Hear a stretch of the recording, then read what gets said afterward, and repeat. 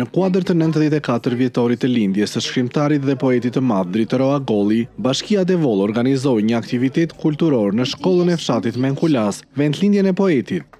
Në këtë ditë të veçantë, nxënësit e shkollës sollën përmes poezive, këngëve dhe valle, kujtime të gjalla për figurën e Dritëroit, duke e kthyer shkollën në një skemë plot art dhe emocion. Kryetari i Bashkisë Devol, Eduard Duro, theksoi se kjo ditë është kthyer tashmë në një traditë të përditshme për bashkinë, duke u shndruar në një festë të krajinës së Devolit. Kemi festën e krajinës, festën e zonës së Devolit, pasi ai është korifeu, jo vetëm korifeu i letrave shqipe, por është ai që na identifikon ne në rangun kombëtar dhe jo ndërkombëtar. Ndërsa miqtë e Dritëroit si Endri Fifa kujtuan figurën e tij si njeri të thjeshtë, filozof të fjalës dhe njohës të rrallë të folklorit shqiptar.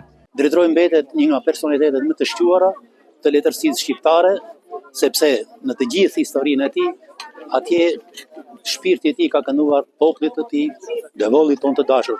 Nga ana tjetër, kryetari i shoqatës Devol, Guri Seferi, njoftoi se puna për ngritjen e shtëpisë muzej të Dritëro Agollit në Menkulas ka ecur përpara dhe pritet të përfundojë për 95 vjetorin e lindjes së tij vitin e ardhshëm.